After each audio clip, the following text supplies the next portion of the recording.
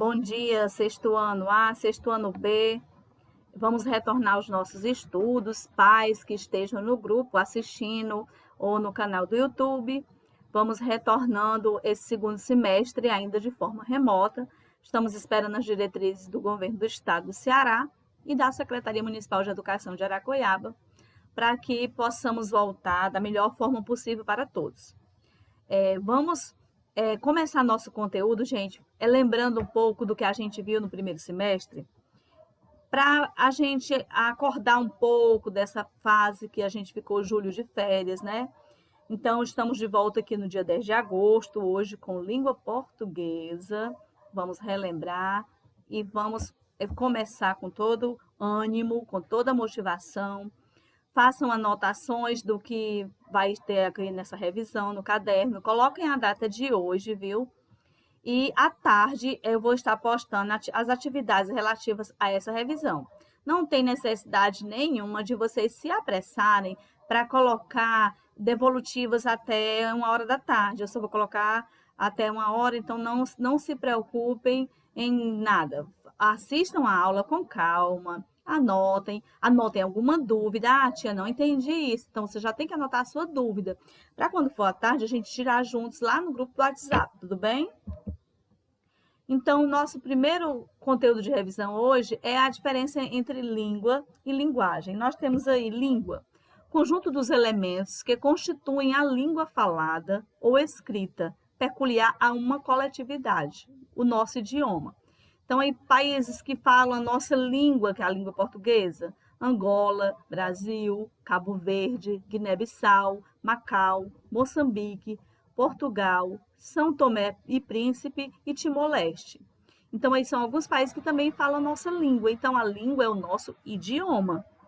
Existem milhares de línguas no mundo, porque elas variam a depender de cada povo, cada cultura, cada época. Por meio da língua, as pessoas elas interagem umas com as outras, construindo textos, falando, ouvindo, escrevendo ou lendo. A língua é uma das principais formas de marcar a identidade de um povo.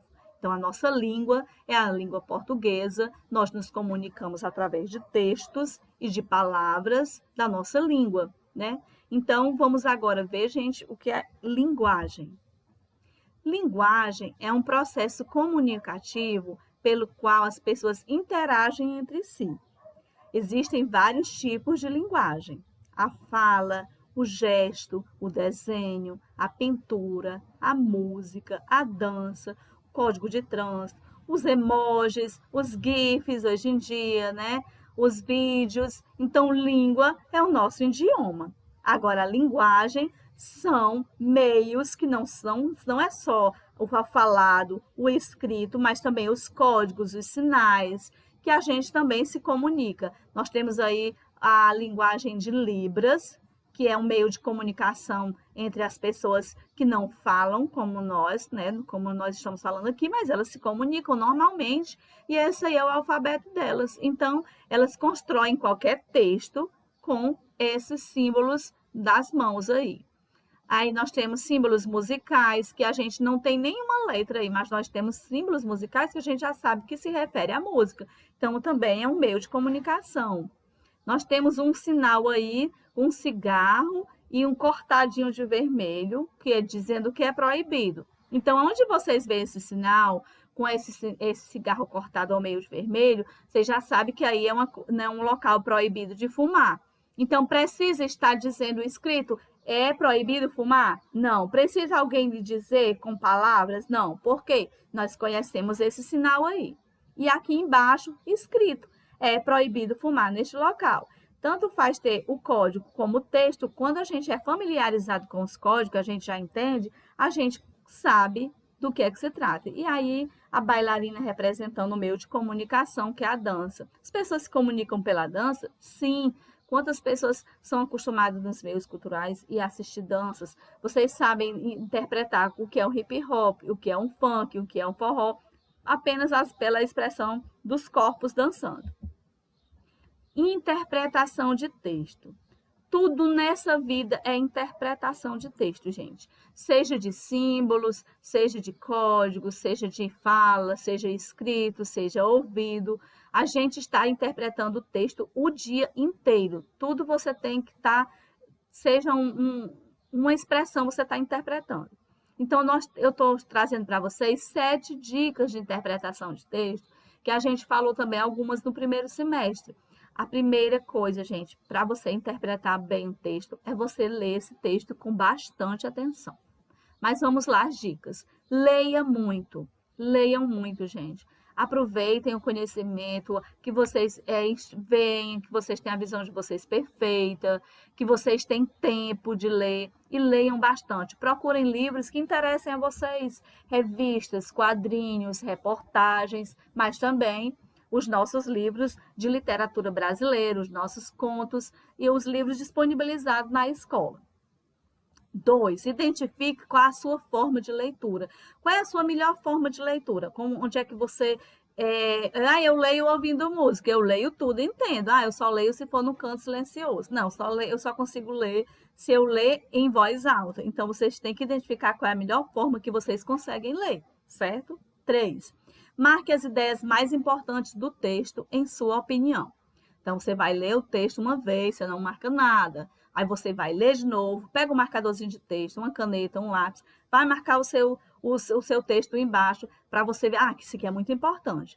Nosso livro didático, nós podemos riscar ele? Não, porque ele é um livro que vai ser utilizado até 2024, então a gente não pode marcar no nosso texto. Mas eu posso copiar no meu caderno alguma coisa sobre o que eu li, porque eu não posso riscar meu livro didático. Mas o livro é meu. Eu tenho algum livro em casa que eu estou lendo, eu queria entender. Eu posso marcar? Pode.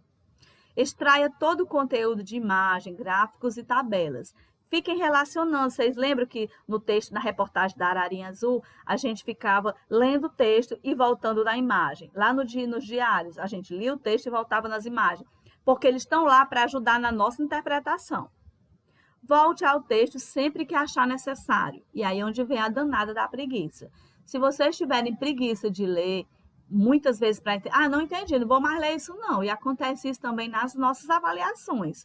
Eu acho que a primeira resposta eu já estou colocando, já estou marcando, eu nem me preocupo. Está errado. Então, eu tenho que ler muitas vezes, se for necessário, para que eu entenda aquele conteúdo, aquele enunciado.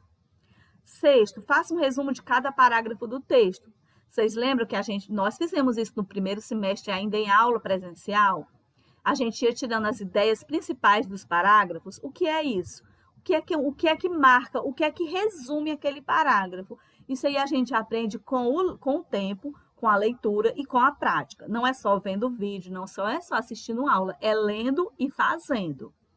Leia o enunciado antes de ler o texto. O que é isso? Principalmente nas nossas avaliações, nossas atividades. O que é enunciado? É aquele comando que vem em cima da questão, em cima do texto. O que é que aquele comando está me dizendo? Isso vai me ajudar muito na leitura, porque é lá no comando que está me pedindo o que é que eu vou fazer dentro do texto, certo? Então, leiam muito. Denotação, conotação. Ficou dúvidas? Ficou, porque a gente não aprende em uma aula, já disse. Vou sair do 6º ano sabendo tudo de denotação e conotação. Posso? Posso. Mas se eu estudar além do que a professora me pediu, se eu estudar além daquela atividade, se eu for pesquisar.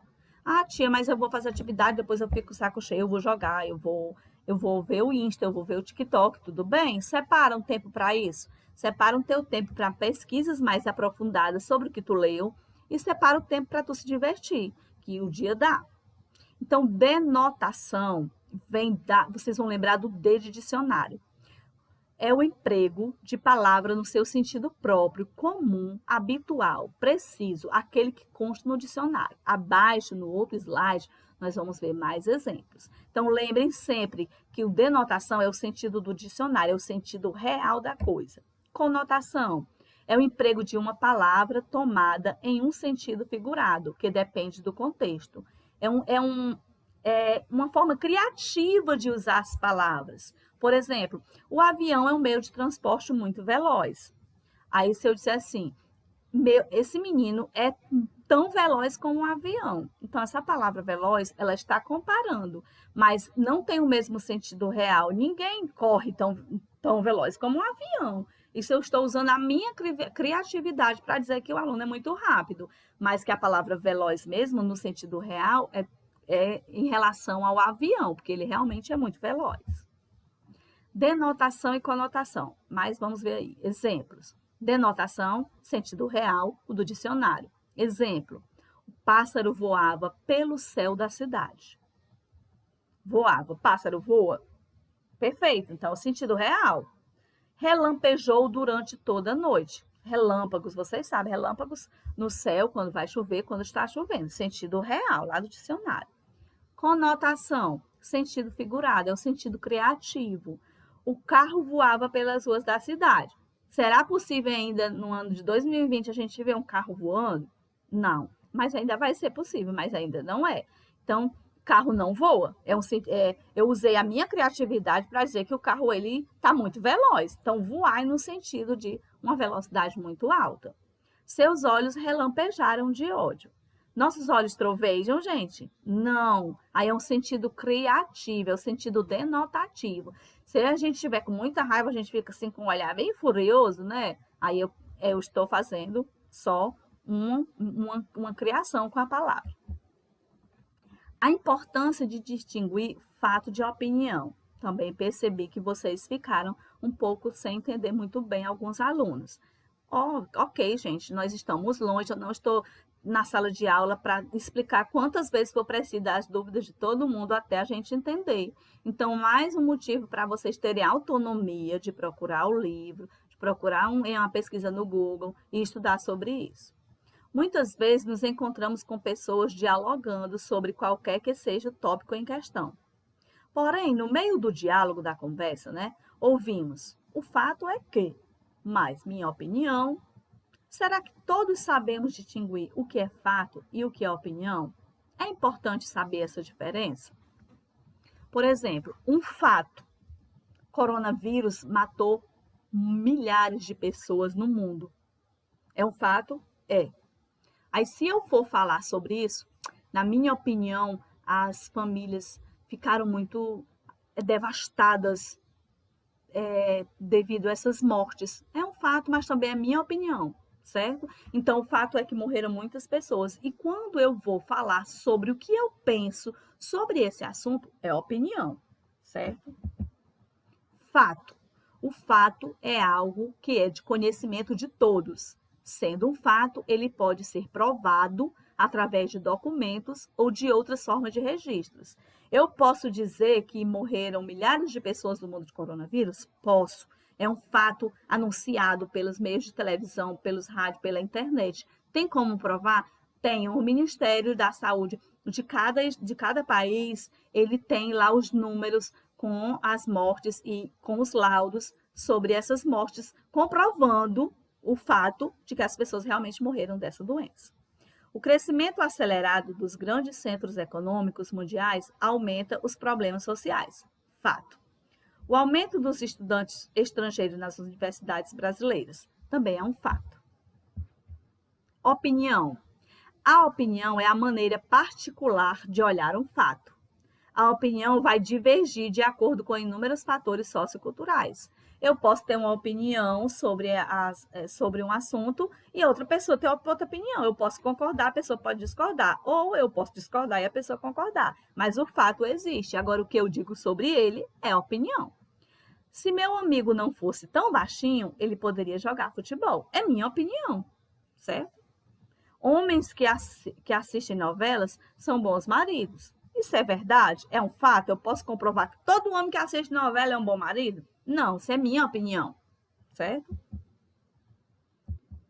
Então, nossas referências de onde eu tirei um pouco desses conteúdos, gente, vocês podem pesquisar nesses sites e aí eu peço a vocês que anotem as coisas no caderno, que vocês entenderam, as perguntas, as dúvidas, e a uma hora da tarde eu vou colocar as atividades sobre essa revisão. Tudo bem? Conto com vocês. Tchau, um abraço virtual a todos. Beijo.